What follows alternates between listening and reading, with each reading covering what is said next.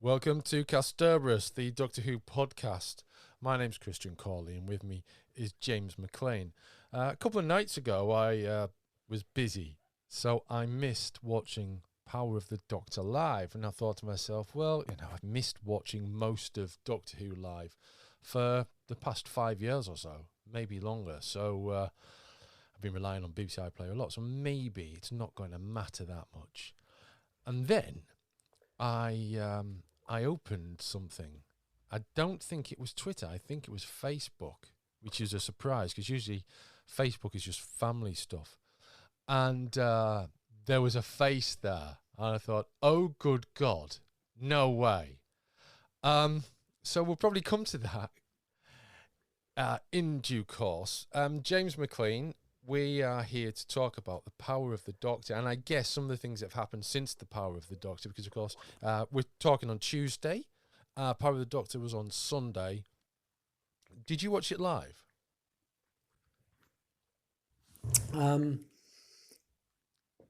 Yeah, I did. Yes, yeah. I watched it live. Yeah, I thought you... For the first time in many, many, many years, sitting here traditionally with a television on my sofa. Did you hide behind the sofa?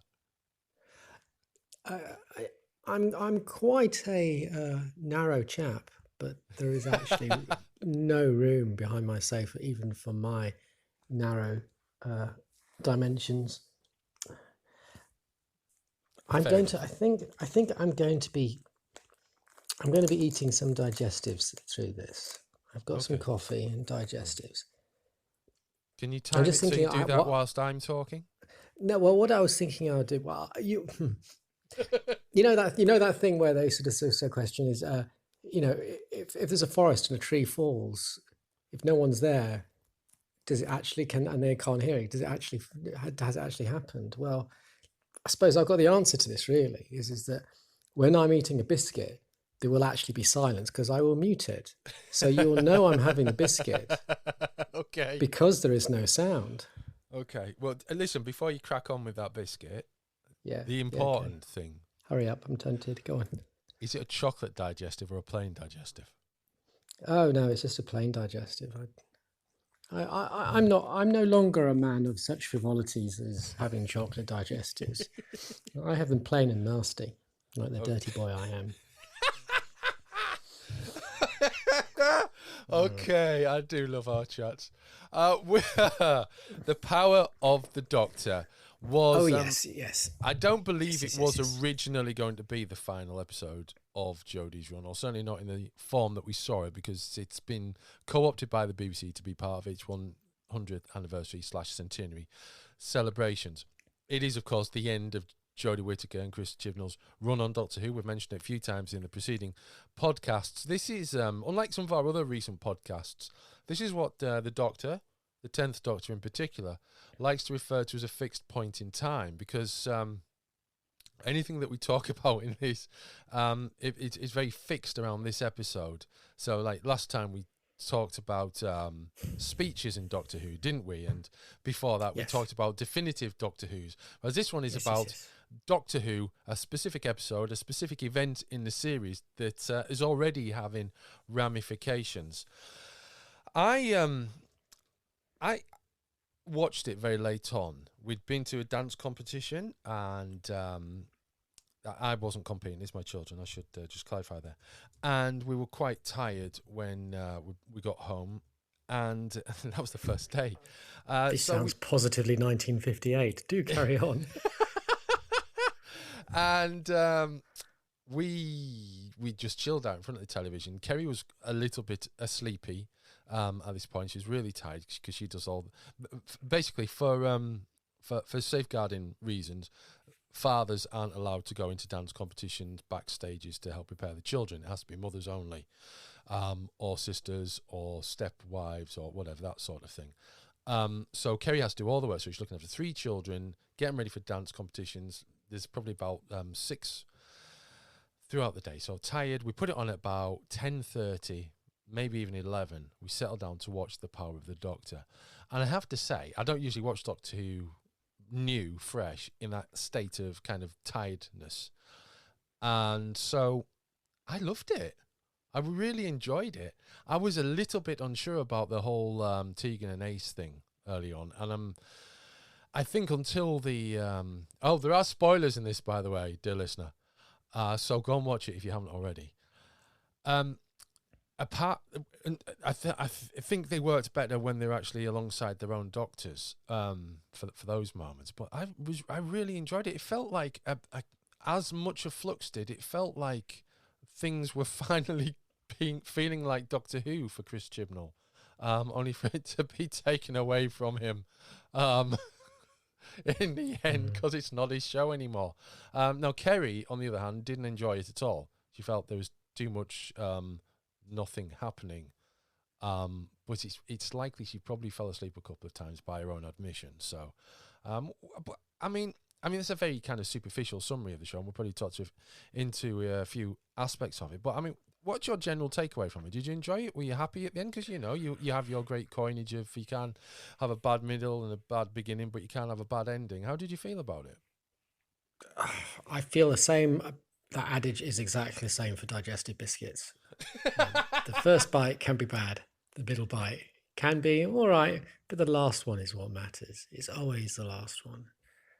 Yeah, I mean, I genuinely enjoyed it, and I think there's something weird about when kind of reviewing something that you don't want to sound eager or dismissive. But yeah, I mean, I think, to be honest, it's been fairly emblematic of what he's done throughout his era, and I know there's so much dislike for his work, but I thought it kind of didn't feel out of place from what he's done before. I thought it was very, very good. But I think also it felt like it wasn't like suddenly, I know what you're saying, and I don't disagree with you. It does really feel like it was coming together in a way that didn't always do in the past. But at the same time, it did feel like his stuff. There's things in there that I'm someone who, as I've said before, as we've both said to some degree, that we've been on the side of these sort of vocal fandoms. We've always been a little more on the sort of sympathetic side to Chibnall than many. I've never particularly liked his Cybermasters. It's an idea which is good in your head or in the shower, but I don't like the design. Or DWM, maybe.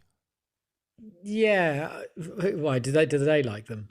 I don't know. I'm just saying it's the sort of thing that might happen in the comic strip in DWM. Oh, I see what you mean. Yes, absolutely. Yeah. No, absolutely. I could certainly see that being a Lee Sullivan design. Totally, I get that. Yeah.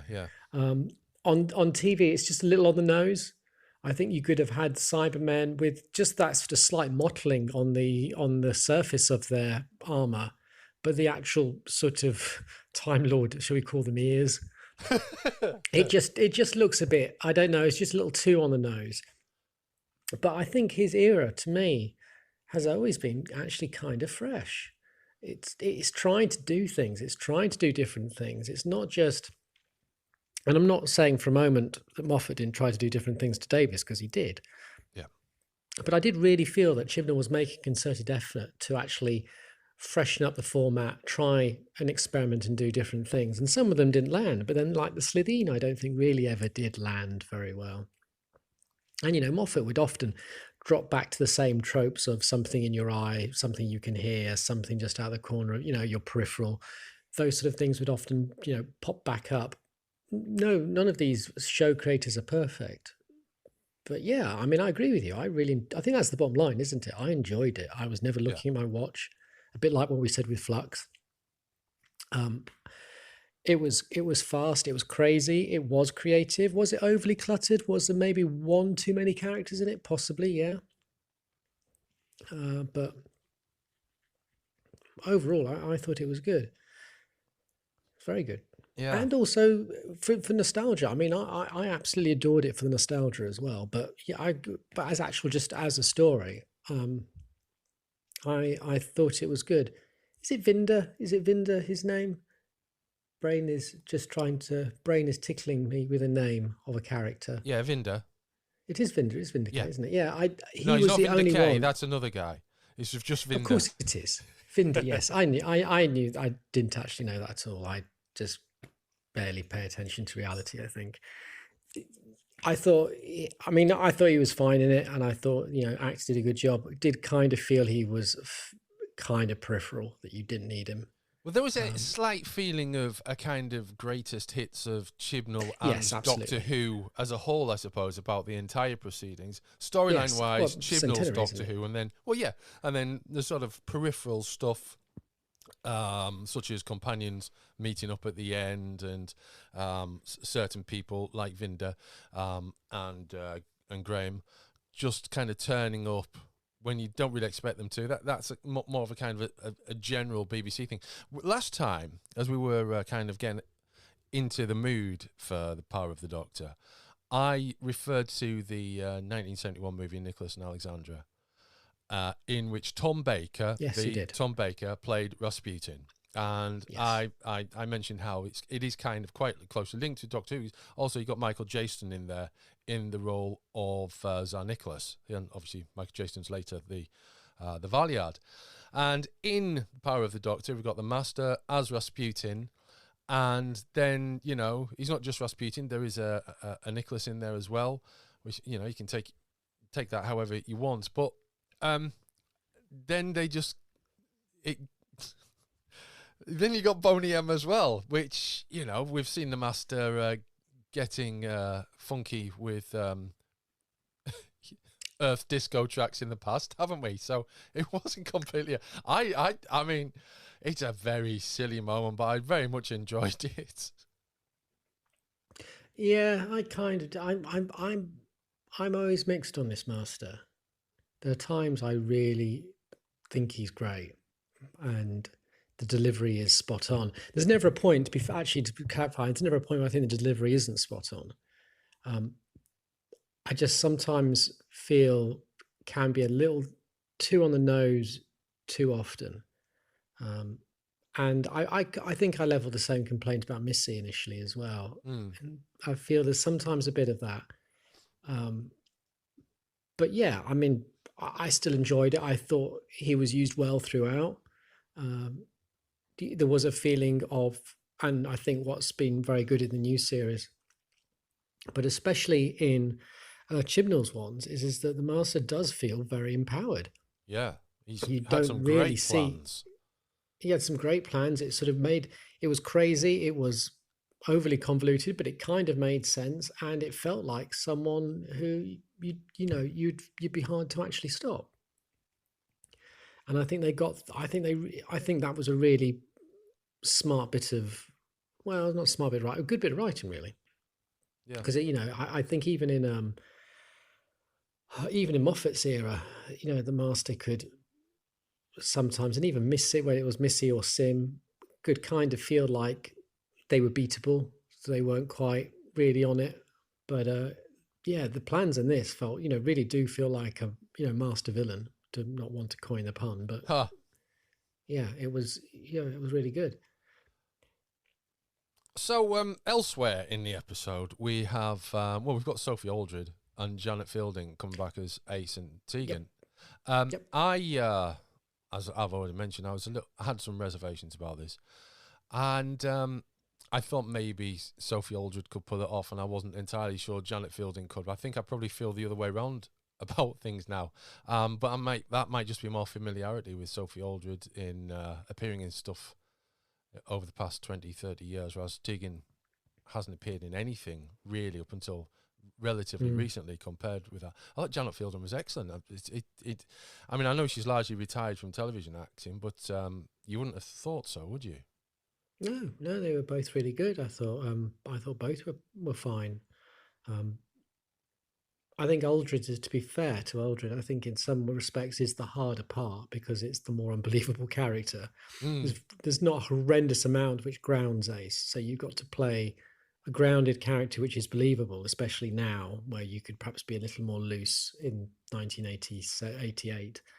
But at the same time, you've still got to be able to pull off those things of someone 35 years ago. And Yes. I think they both did a really good job. I kind of thought they were well implemented. I think, as we'll obviously probably going to get to, I think, and as you alluded to, I think the use of the reunions for them and their doctors was really needed. I was finding the deliberate disconnection with Jodie kind of frustrating. Yeah. And we've seen, and obviously this is playing on, and I think what was quite interesting with Chibnall's work here is it was playing on a lot of tropes of the new series as well. So it wasn't just calling back as a centenary of all the nostalgia for all the old 40, 50-year-olds. There was a lot there talking, there for the the 20, 30-year-olds. So, a lot of it was visual things like the Journey's End all around the console. Was, obviously a clear riff on that. There was something else I was just thinking about, which we were talking about. Sophie Aldred. No, it's gone. But there was a couple of things which I felt like, you are kind of riffing off things which have been done before deliberately. I don't know, even, you got those two booths, which kind of felt a bit end of timey. Yeah. Maybe. They're just little things which were just nods to the past, which I thought was quite impressive. And again, like you said, the sort of taking on the Scissor Sister moment for John Sim as the master and then doing the Rasputin, this was clearly not him just copying. This was him paying a lot of homage to both the new series and the old series as well. The other thing, it's not just the two booths with The End of Time. There's also a marked similarity with the TV movie, which everyone's forgotten. Well, the Master wants the Doctor's lives, doesn't he, in the TV movie? Oh yes, of course, absolutely. So he's essentially going to become the Doctor, as the Doctor says. He becomes me. Yeah, absolutely. And so go on. I was just going to say, I think that's all done pretty subtly. I mean, the paintings as well. The paintings in the galleries kind of was a callback to Time of the Doctor. There's lots of little things in there which are just very subtle, to the point where it doesn't feel like copying, but just kind of nods and acknowledgements to the history of the show, and not forgetting the more recent history of the show. I laughed out loud when I saw all the Masters' faces on those paintings. Yeah, which even the train, actually, just thinking, because we did have the train for the Capaldis, the midnight. And the beginning of back in 2018, the beginning of Jodie's era, that was a train. It started on a train, didn't it? As well. Yeah, absolutely. I thought that was really quite well done. How do we feel? How do we feel about referring without any explanation to an event that happened 40 years ago? Between the Doctor and the Fifth Doctor and Tegan. Oh, what, Adric? The Adric thing, yeah. I was actually quite moved by it. Right. Because there was a little. I'm not sure where your angle is here, but I may be on a hook here or not. I don't know, but my feeling at the time when I was watching was thinking, this is absolutely incredible, because I can still vaguely remember as a child seeing the silent credits to Earthshock and not being aware that it would be like 40 years in a weird way before there would be any sort of on-screen, I suppose, resolution to it. I'd have to wait to that point 40 years to actually see them actually talk about this again, beyond the brief comment at the beginning of the next episode, which Time Flight, wasn't it?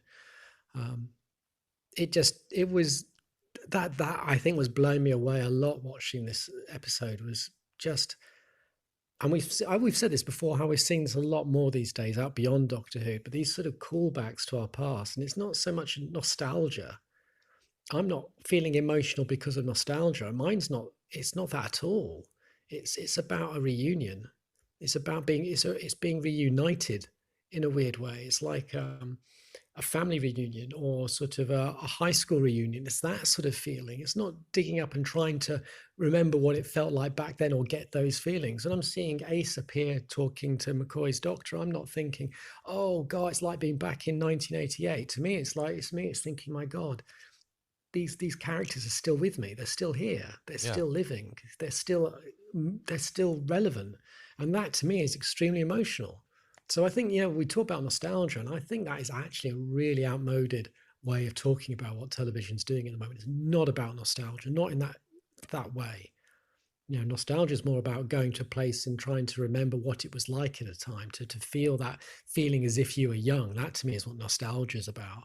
This isn't about feeling young. This is about things from my youth becoming old. It's the other way around. It's a really incredible, powerful feeling. Well, I suppose on that note, we should flip to one of the later scenes in the episode then, when the various companions are meeting up in a sort of Linda-style meeting room. And that can't have been accidental either. With Bonnie Langford and Katie Manning and William Russell. I know. That was incredible. I was I wasn't expecting that. So, I mean, we between the two of us, we kind of had a feeling that there might be some sort of returns other than just Aldred and Fielding. We sort of said that in the podcast that we thought there was going to be more. We did. I mean, I was totally wrong. I thought Donna would be there. I thought, as I said in previous podcasts, I thought this would move to Shooty and the Tenant Doctor would be someone else, would come from left field. And yeah, totally wrong. And it was a real delight to get that scene, and the way it unfolded was brilliant because I wasn't waiting for it. So get this moment with, where you get Graham and Dan together, and you think, oh, okay, that's unusual. What's that about? And they talk about, didn't you get the message? You think, okay, still don't get what it's about. Then you start getting this talk, this, this, as you say, this meeting, almost this AA feel. Yes. And then getting that feeling at that point, like, okay, are we going to start seeing, we're probably going to see, the one people from this episode, but are we going to see anyone else here? And I wasn't expecting, suddenly it must be when Katie Manning appeared, there was a bit of it just like, well, I'm not too surprised about that, but that's nice. Yes. I like it. But then I was very surprised to see, because I think it was quite a clever shot, because you had Dan in front of us, and then you had William Russell next to him, so you couldn't quite see him, but you could see Mel, as I recall. So it's like, oh, there's Mel, and then just about seeing Russell, I just couldn't believe it, because I think, if you've been following these podcasts, one, well done. Two, you're an idiot. Three, you're probably aware that I've said many times, and Brian's always agreed on this when he's been around, and I think you have as well. The opportunities to get William Russell back in are not, obviously get less as the gentleman gets older, but also it becomes almost more imperative as the series gets older itself, is to sort of landmark these really important people to its legacy. And while Ian's had these little bits of peppering of stuff in the Coal Hill School, being being one of the, is he one of the governors? I can't remember. Yes, he was. And then we've got the sort of mention in Sarah Jane Adventures, which we'll obviously have to take with a pinch of salt from what we've seen. But this was just and obviously his actual cameo in Adventures in Time and Space. But or Space and Time, I can remember which way around. On Adventure in Space and Time, played the security guard. It was Space and Time, clever, very clever. But this was just what it was. And there was did I mention this to you in a chat? I think I did. Oh no, maybe I didn't. I was looking through some of the comments on one of the reviews for this, and someone had said they'd been in a Sophie Aldred Q&A, and they just dropped out of it. And apparently near the end, during that scene, because William Russell was 97, as we know, but just in case you didn't know, apparently he started to get a little confused. I think it was just becoming a bit much, and it was, we were sitting next to Dan, and they talked and tried to calm him down. And I thought that was just a really kind of sad, but it's just a nice sort of camaraderie there. If that's not an apocryphal story.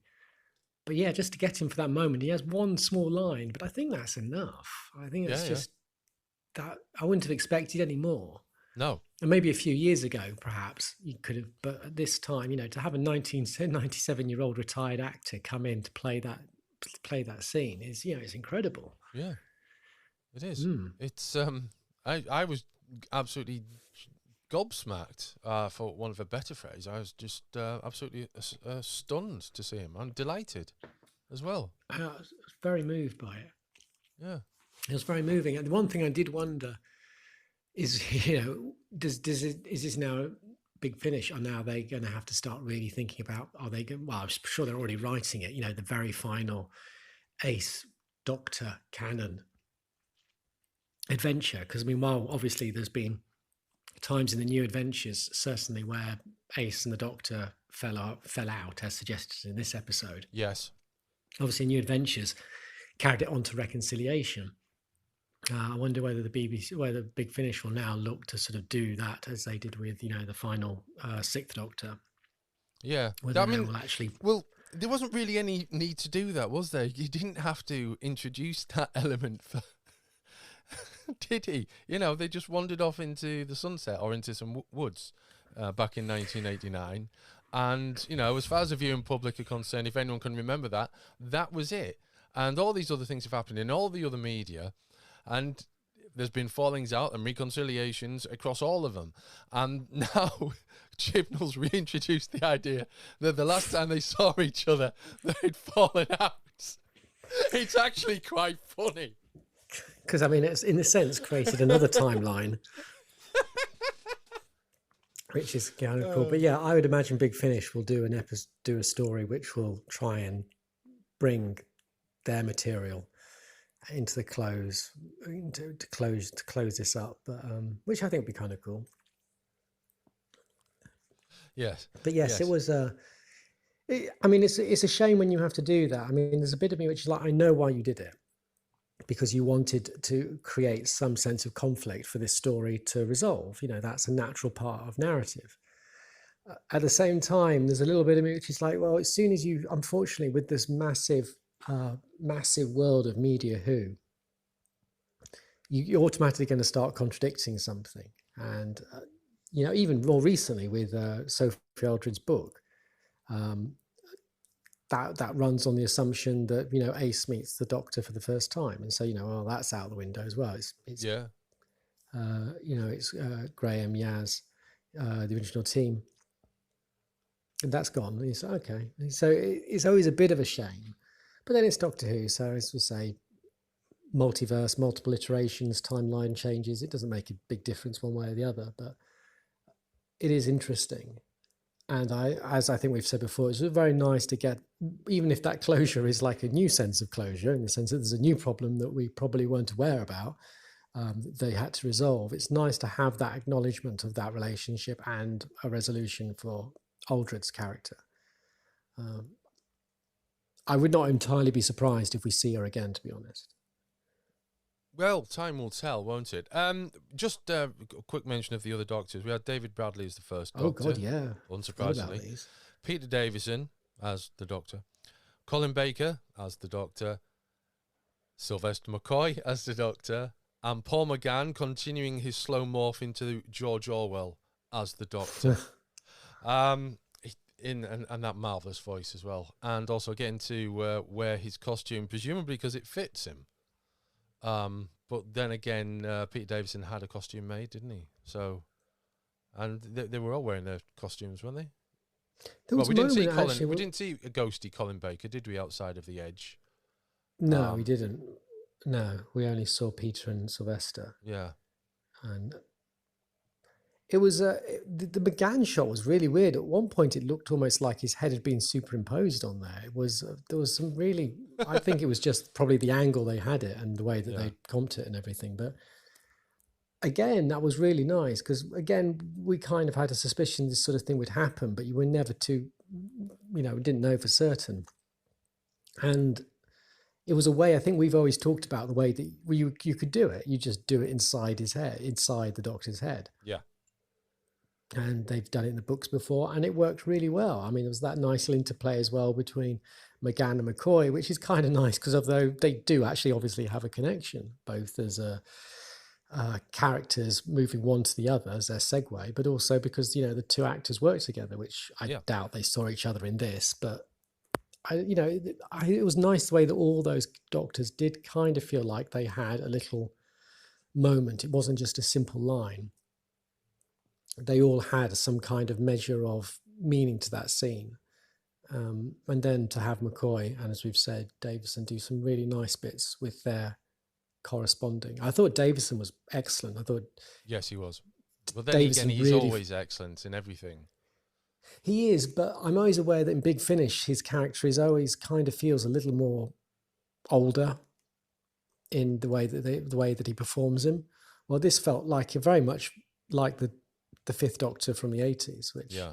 I thought was kind of cool. Yeah, I mean, it was great all the way through. It wasn't. I mean, I never looked at my watch once. It was rolling through at a rip roaring rate. There was loads of weird tangents it was going in, loads of clever things. Like we say, some of those things. I thought what was really clever. Now we've been talking about is how so many of those things, which were quite creative in themselves, were all built on borrows from the past. So almost like the Cyberman Russian doll, which again calls back to Doomsday. Yep. And you've got the Daleks burrowing into the Earth again. Yeah, absolutely. And you've got the Master. I know this isn't. I mean, this isn't exactly what you're talking about. He does refer to dressing for the occasion at one point as well, doesn't he? Which is another callback to the TV movie. There's also the two police boxes is very Logopolis with a slightly different. There's lots of things. The ha ha ha ha on the door is obviously a callback to Bad Wolf. There's lots of little fun things going in there, but they don't feel like they trivialize in the actual story. I'd like to think that even if people aren't massive fans of Chibnall's era, that it was a good example of, or a good reminder, as we could have to say with Moffat and with Davis, even if you don't like them, they are very good writers. Yeah. Very weird, mad episodes. Yeah, and then you obviously have the weird out with Tennant, which... Well, we'll come to that in a moment. Before we do come to that, I need to tell you that I polled our Facebook page for thoughts on the episode. Okay. So we'll have a look at some of those. Okay. Phil Vernon enjoyed it, but a lot was thrown at the screen and he had no idea what was going on for some of it. Jonathan Roberts calls it a Whovian wet dream and a good send-off for Jodie. Nick Caulfield thought he made it work, but did the Daleks a disservice. Andrew Brooke, so much better than the rest of this era. Simon Warner declares it silly and fun. Lewis David Blaney, brilliant but bloody bonkers. Guy Grist, that was a huge amount of fun. Stephen M. Dorr, good fun, reasonably coherent and not overly sentimental. Liam Forrestal, mess. Rob Preston, well-paced, badly plotted, fan-pleasing, pretty-lunking nonsense. Chibnall saved his best till last. Trevor Arthur, Chibnall pulled out his unused ideas notepad and got them all into one brilliant action-packed episode. So much good stuff. Regenerating Cybermen, old Doctors used well, and a top story. Rich Goldtree, took a while to get going, but overall a decent ending for Jodie. Vincent Price, not the... Really? I like this Master Rasputin link and the companion tie-up. The Cybermen and Dalek mash-up a bit messy, and we really wanted to kill off this timely child thing by having the Master use this as a lie to cover his real plan to steal the Doctor's regenerative power for his own. But that didn't happen, obviously. Rob Cyberman, big names today. It was great, but the regeneration of the Doctor's clothes made no sense. Trey Clemister, batshit crazy. Could have been much worse, has been for 4 years. Nigel Webb, bloody brilliant. I mean, there's a lot there that I would agree with. The good and the bad in there, and I've skimmed through. There's everyone. Thank you very much for your comments. There's a lot of people have put in a lot of effort into typing away on Facebook to us rather than talking to the work colleagues or whatever. Well, I don't know what people do on Facebook these days. But it's a wasteland, isn't it? It's great. Yes. So thanks to all of you. Yeah. Well, I guess this has some sort of relevance. So really, we need this. David Tennant is the Doctor. And not only is he the Doctor, he isn't like an alternative universe Doctor who's flown in. He doesn't appear to be an accidental Doctor. He appears to be the actual Doctor, and is described on the BBC website. Well, Ncuti Gatwa is referred to as the 15th Doctor, so David Tennant's the 14th Doctor. What? That's a surprise, wasn't it? Yeah. Because I think we were thinking multiverse, weren't we? Yeah, I was not thinking they'd go down here. It's still, still not sure about whether. I mean, I like it because I like Tennant. I think he's a good actor. I think it's again something fresh and different. It still feels a bit weird. I don't know. I just kind of feel like I did wonder because I did wonder whether this is something to do with. So when is this? Have they said it's 2023? Is all they've said? The next 3 episodes are all in 2023, apparently. Yeah. Yeah. Yeah. It's. I mean, I think the sad thing is, yeah. I mean, if we'd had, if we didn't, if you didn't know Tennant was going to be there, that would have been a far more mind blowing. It's just a shame that they obviously had to start production before this aired. Yeah. So there was no way you could hide. Well, I mean, I suppose it depends what your engagement with television shows being reported on in the media is. Kerry was absolutely stunned. It was like there was like silence, and she was like, "But that's David Tennant." So she's not. So she doesn't listen to your podcast. Exactly, and she doesn't have her own Doctor Who podcast, and she doesn't buy Doctor Who magazine or read Doctor Who books. She just watches it.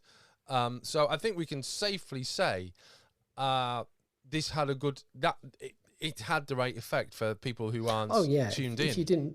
If you didn't know, I mean, it's a wonderful. It's still just frustrating when you can sort of keep all the other Doctors pretty much secret. Yes. But because I mean, if you what my point is, I think if the production had started after this, then you could have kept that as quiet as the rest of the Doctors. Yeah. And I'm not saying therefore they should. I'm just saying it's just unfortunate that overlap means that there was some leaks there on something which, once you knew, you couldn't really. And as I say, unless you did the sort of things we were talking about, there was no escape from people working out how it was going to go. And I don't know, it's a little bit because everyone's going, "Oh, he's going to degenerate," and I kind of like the fact that he hasn't. That's not really what's happened here. It's not like he's gone back to regeneration. He's not degenerated. It's clearly the messing around in the episode has created another version of the Tennant. Well, we'll find out. We'll find out, won't we? Russell T. Something Davies. we haven't talked to. Go on. Well, I was going to say, Russell T. Davies has told the BBC website, if you thought the appearance of David Tennant was a shock, we've got plenty more surprises on the way. The path to Ncuti's 15th Doctor is laden with mystery, horror, robots, puppets, danger and fun. And how is it connected to the return of the wonderful Donna Noble? How, what, why? We're giving you a year to speculate, then all hell lets loose. So presumably that year to speculate means that 60th anniversary episode 1 lands in November 2023, and then 2 more episodes over the seasonal period, maybe. That seems a bit insane. It does. Shot it now. It does. But, I can only go along by what it says. Now, if they're all hour-long specials, which would seem likely, although based on what we just had, that was a 90-minute special, there is... That's a lot of David Tennant, isn't it? That's 3 hours, perhaps, of David Tennant before Ncuti Gatwa takes control of the TARDIS. So is that a problem for the incoming Doctor? Is that really what he meant? I'm not disagreeing with you, but I never really saw it as being. I got the impression it was a one-off, but well, there's supposed to be 3 1-hour specials or 3 episodes that are special episodes in 2023, and it's implied, but it's not stated either because they've been very clever, that David Tennant is the Doctor in those 3 episodes. And then Ncuti Gatwa comes along in 2024. Now, if that is the case, it is weird, but does it not also, unless he's absolutely stunning as the Doctor, does he not, he has a very big shoes to fill, doesn't he? In quite a short space of time as well. This is kind of why I was always a bit slightly uncomfortable with this movement of it. Just kind of I know it's not, but in some ways in my head it felt almost like it's hard enough to actually come into the role, but then to actually give a fan favorite first and then take the fan favorite away and then it's you.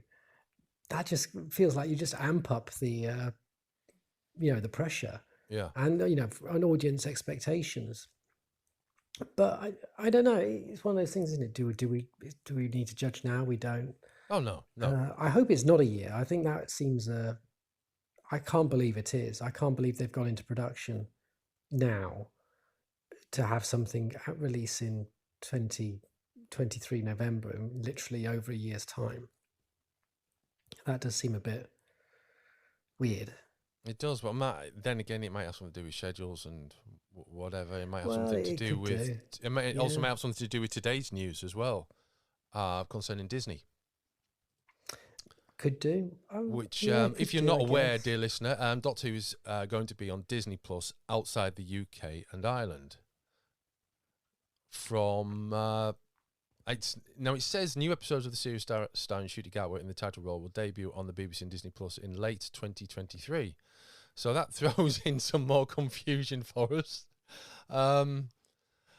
Goodness me, what is going on? But we've also got a new logo has been revealed as well today. Have you seen that? No, I've not. There's a diamond logo that looks like it's come out of a movie. Basically, it's all shiny and sparkly and regeneratey. It looks really nice. Okay.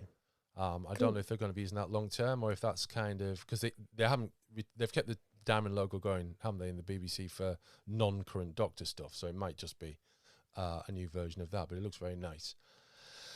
So that regeneration then. It's it was a surprise. What's going on with the clothes, do you think? Do you think that's just to save David Tennant wearing a dress? Because I've seen him wearing dresses in plenty of occasions in comedies. So Well, he wouldn't have been wearing a dress anyway, would he? Because she doesn't wear a dress. No, she doesn't wear a dress, does she? She wears sort of culottes or something, doesn't she? So, yeah. So, I hope that's not the reason. I wondered whether it was just a callback, because obviously the Hartnell Troughton played a similar move, didn't it? With the cape springs back and he's in a brand new costume. So I thought it was just for the ease of it, but then perhaps that is it. Perhaps there was a kind of feeling that it would take away from the moment if people were distracted by him wearing an outfit which looked a bit silly on him. Mm. Which, in a sense, is, I don't know. I still don't know how I feel about that. I kind of understand, and yet, they could have. Go on. I was just going to say they could have changed her outfit for the last scene. She's changed. As she strips away her identity and wears something quite simple. But I don't know. I think you're probably right. I think it was to actually make sure that the change and a gender shift didn't look odd to audience, didn't distract audiences from what they wanted. Yeah. Perhaps. Well, David Tennant says it was weirdly straightforward and noted he was talking to BBC's Today radio show on Monday morning. There's a bit of a precedent in the show that all doctors maybe turn up for a special now and again, but usually in cohort with the current team. So to get another run around the park was a little joy I never saw coming. What a lovely, lovely thing to get to revisit something that was such a wonderful, happy, significant time in my life. It's like being given the loveliest present. It's been an absolute joy, which sounds like he's finished. Yeah. So this is what I mean. Yeah. I thought this was just like a one episode wonder, which is why we've really only seen stuff. And also in the trailer, the very last shot of Ncuti was on the same point, and it looked like appeared the same to be, space, didn't it? Yeah. But without the jacket. So I don't know. I got the impression it was a singular episode, but we'll see. I mean, I think that would make more sense, but like you said, we'll see. The BBC has been accused of duplicity and dishonesty by the owners of Durdle Door over Jodie Whittaker's final scene as the Doctor. They seem to think that David Tennant and Jodie Whittaker were actually up there, whereas I'm pretty sure that they weren't. I don't think that was their point. I think I could be wrong. And you could be right that they did genuinely think that. I think what it was is, from what I could get from what you said, was that they got the permission to use that landmark. Yeah. And then that landmark with them comped onto it. The concern being a landmark where people do already go to do ridiculous cliff diving I or see. just Encourage. accentuate risk in that Right. area, and by That place creating they that they scene in have that moment. never met Doctor Who fans, have they? Well, I mean, I can kind of see what they mean to a degree, because I mean, how many people have tried to do the Titanic pose in different? I'm sure that that moment has been replicated in various dangerous places. I sort of can understand their trepidation. I don't imagine it's going to. I wouldn't have thought it's going to be a big risk, but then maybe they know better. Actually managing that area, maybe there is a concern, but I hope not. I mean, I'd hope Hmm. that people. It's a difficult one because it's not like earlier. I was thinking, well, people didn't go up to the top of the Tower of London to replicate Christmas Invasion, but then that wasn't a sort of pivotal, symbolic scene. Perhaps that is the worry. I don't know. It's. Yeah, I suppose. Well, I mean, anyway, I so thought it go on. was nice to actually get her out of the box rather than Yes. have another one in the set. Yeah. So that was nice. I thought it was quite a nice scene for her. I thought it was quite tastefully done, and it wasn't over talked. It was quite gentle. We did get another human candle regeneration though, didn't we? Which We did, yes, and I'd still love to know whether that was just an accidental replication of the point that Christopher Eccleston's Doctor was expelling time energy from Parting of the Ways, yeah. rather than that's how people regenerate as it has become. That's kind of my feelings, is that's what that was. He was holding in all that time energy and explodes Right. out of him as he regenerates. It's a bit like the Jedi's, isn't it? All dressing like they live on Tatooine undercover. Yes. Yes, that's true. Yes. One thing I was going to say I did like about the episode goes back to some of the things we were talking about. I thought they handled the Doctor and Yaz's out very tastefully, Yeah. far more tastefully than I was expecting after this kind of teenagery will they, won't they in the Sea Devils one. And in this, there was something which I thought was quite mature. And I thought the way that they had Yaz handle it was really nice as Well, well. actually, they're like Someone who was upset. those two Hmm? episodes are like two different writers. Very much so. Yeah. It's Yeah. baffling how. I mean, we reviewed it and we weren't complimentary about it. It was not a good episode. It wasn't one that you would revisit. It didn't. And I haven't. Yeah, it was a bit of a mess in places and wasn't enjoyable and didn't end well. I don't know why that keeps happening. Oh, And it's like a digestive, isn't it? yes, and it didn't end well. Yeah, and Bad digestive. or bad digestion even.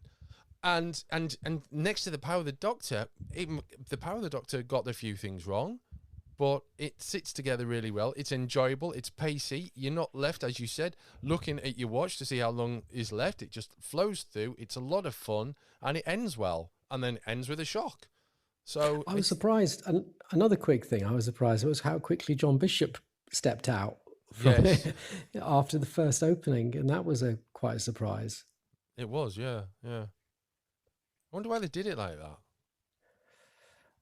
I I mean, suppose I maybe won. just to centre it around the Doctor and Yaz, I guess, and you've got all these other companions coming in, and maybe Yeah, yeah, I think yes, and obviously it was his last episode, and he does come back later, yeah, yeah, albeit a lot later. Yeah, it was. It was. I thought it was nice to see Graham again as well. I thought that was a nice touch. yeah. Was it There was was really not that much that really was. No, it was nice to see Ace take on a Dalek. We knew that was coming, yeah, but that was good scenes with Graham. Weird dynamic there, mildly yes. disturbed. Are they dating now? Is that what happened there? I don't know. But yes, it kind of felt like this is totally normal. But to me, she's still, a 20-year-old, 20-year-old, 18-year-old, and he's a granddad. But Yeah. no, oh, hang on. Yeah, they're about the same. Yeah, it was a massive, crazy episode. But I think that's the point, isn't it? It's like the Sea Devils one was quite a crazy episode as well, but didn't work. This was a crazy episode, very much as we said before in the Flux vein. I think what was nice about the Flux was it kind of gave a bit of will, and I think Vinda being in it probably helped with this. it did give the Whittaker era a kind of world building. You could almost feel the universe of Whittaker in the same way that you could feel the universe of Tennant, Yeah. which, with the Jadoon, and there was a kind of a feeling of a universe there. The show's more prepared to just go wherever it needs to go as well, isn't it? Rather than the more traditional thing of dropping the TARDIS and then no one can go anywhere. Yes, once they're absolutely. disembarked. The Jodie Whittaker team can go anywhere within the confines of the story, rather than just being stuck in one place. And that happens a lot of times, especially throughout the Flux and through this episode. Yes, and the season before as well, there was quite a bit of that, and I like that. I think Yeah. that sometimes can be a way of keeping it fresh. And I think with a show which, especially when you get, as we've said before, like Base Under Siege episodes, they can become a bit predictable and done because we've seen them so often set in that same sort of space. The dynamics become very obvious. But if you're jumping around a lot, it stops you from being able to kind of predict where it's going. And I think that's probably why Chibnall started using it a fair bit, sort of through season 2, and then, as you say, the Flux. But then at the same time, he did that very good Christmas episode this last year, which again was just set in the same space and showed that could be done as well. I'm kind of hoping that with a few years, people look back at his era, as I think we said last time, and go, actually, there's some quite good stuff there. I wonder if it'll have a bit of a Cartmel vibe to it. The timeless child will perhaps seem less frustrating to people, and more accepted in the same way that, Cartmel's master plan wasn't always accepted very well by Doctor Who fans. They didn't like the idea of sort of drudging up this who is he and this sort of controlling, manipulating Doctor. I mean, at another time, we will look back over the Chris Chibnall years properly. We've kind of already started, haven't we? A few months ago, so there's those to listen to. We'll do it properly once we have the benefit of these two, or certainly this last episode, behind us and digested and everything. It's only 2 days later. It's been a strange few days for me. I've got my days all mixed up. I barely know what day it is, and I'm still thinking about the episode, which hasn't happened for a long time with Doctor Who. And it's not just the that is a killer cliffhanger as well, because it's literally on a cliff. And it's also got Broadchurch vibes as well, the location. And I'm just thinking that was fun, and that's how, that's what you want from Doctor Who, don't you? Don't you just want to watch it and have fun? Yeah, I think so. I thought it was fun. I mean, obviously, we wouldn't expect them to be doing all that sort of nostalgia or reunion things all the time, but oh no, yeah, I thought it was a really well balanced blast of craziness with all the little things that made me feel very emotional. Seeing all these people come back and sort of become part of this big family again it's just, I don't know, when you've got a show which, like other, really only compared to soaps and Star Trek, I guess, to some degree, that has such a long history, such a complex history, and people have grown old with, and some have obviously have passed away since. It's just I don't know, it kind of feels these moments where we sort of get to celebrate all that in a good package is really special. And I really enjoyed that. I really, really enjoyed that. And just those, it's funny, isn't it? I didn't really need to have a long scene with Mel, but I really enjoyed just seeing the character being there, that acknowledgement of that era, the acknowledgement of Colin, who's obviously had quite a fractious relationship with the actual television show. yes, It's great to see him get an opportunity to, properly be there. And McCoy is, as we've said before, my favourite, and we've not really had anything like that. So to actually have McCoy have a decent scene, it just seems right. It seems, it seems respectful almost to that legacy, and we can move on from that. We don't need to keep doing this. I was very satisfied with that. I felt, yeah, I've seen McCoy, I've seen Ace, I've seen Tegan and the Fifth Doctor. it's good to see Colin. I feel content. We can, and then again, and Ian, God, Ian Chesterfield. yes, Yes. Well, poor I mean, guy. You say she. Even in old age, the doctor's still managing to slap his head around. I mean, we were coming up to 2023 in a few weeks' time. So then Doctor Who, and the whole thing of it being Doctor Who's birthday starts again. I do wonder, given who we've just seen in the episode, in those short starring guest role there, might we see a sequel to the Five-ish Doctors reboot? I've heard a rumour that there might be something. I think that would be fun. I think they should. The first one was very good. It was. It's funny, isn't it, that up until recently, I've never been a great believer in. I've never really liked fan-facing humour. I always find it a bit niche, and I don't know, makes me. I just don't like it. I don't like it. And yet at the same time, the Five-ish Doctors did it really well. Yeah. I didn't cringe at all. I thought it just seemed to have that right balance of stuff that fans would get, but also this quite gentle and amusing tale of these out of touch, unwanted actors trying to reclaim their glory in a really. There was just something quite gentle about it.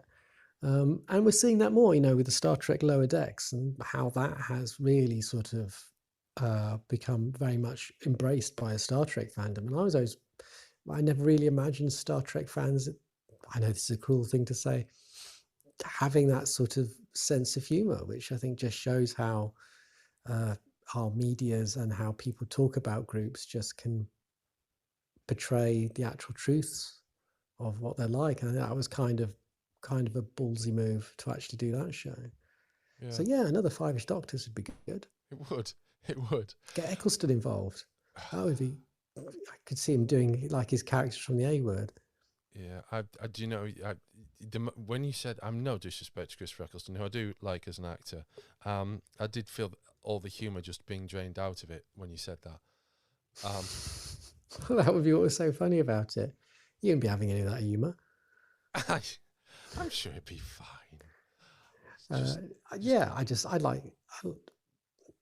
We'll see where it goes. I mean, I wouldn't be entirely surprised if we get some more cameos next year. Yeah. Hopefully there'll be different ones.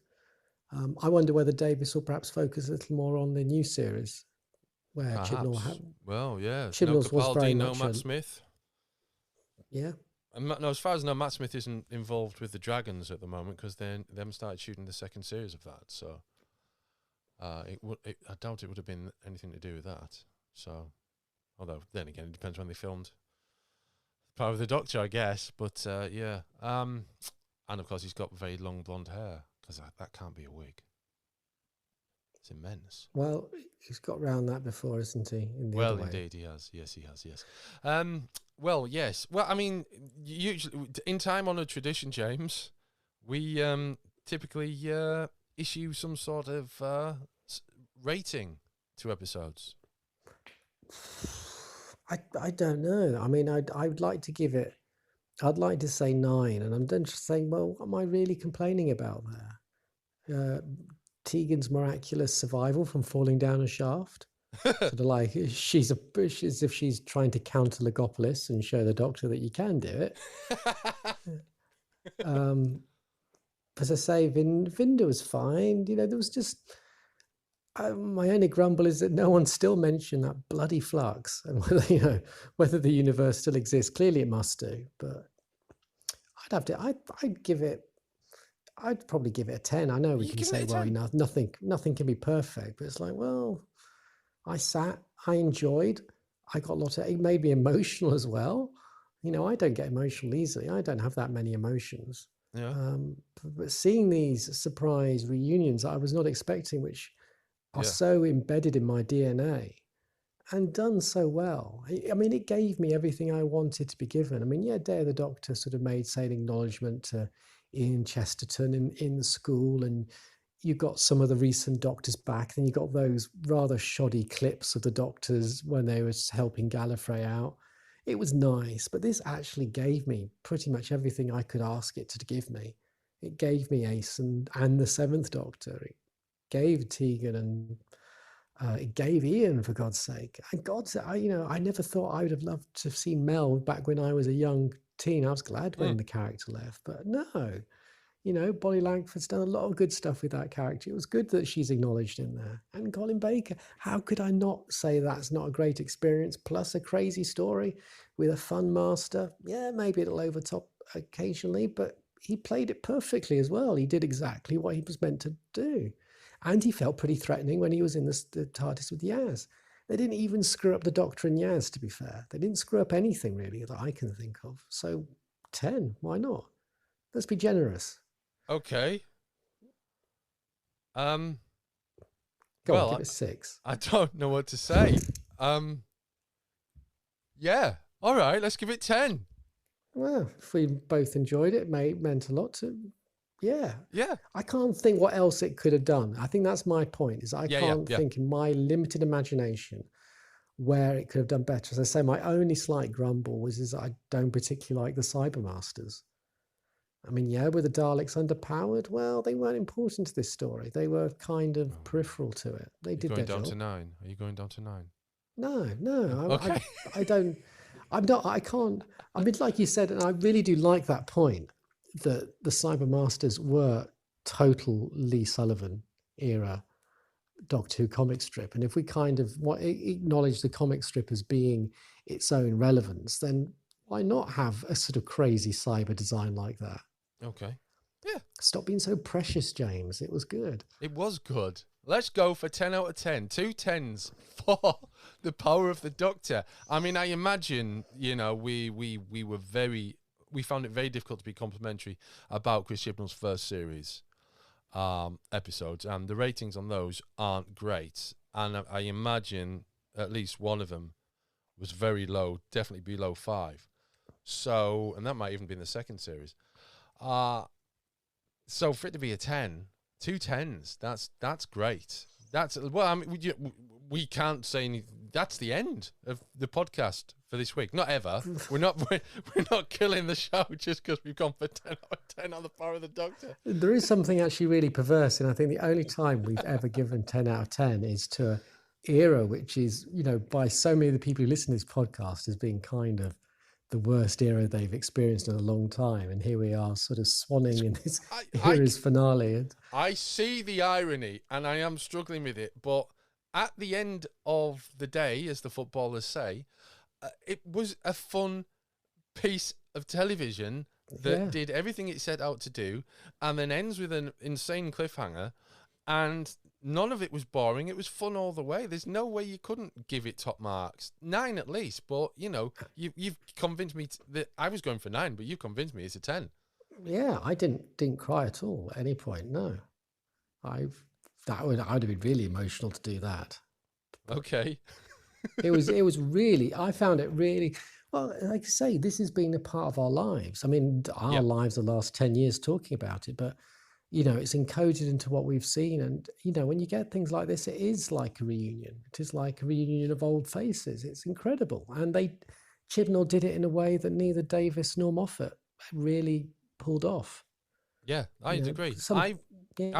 I've been looking for, because this is part of the BBC Centenary, and I've really been looking forward to the Harry Enfield and Paul Whitehouse thing that's coming along in a couple of nights' time. Okay, yeah. Because it's kind of a sequel to the one that they did with the BBC Two one a few years ago. So that was going to be my highlight of the Centenary, but now I think this probably is it.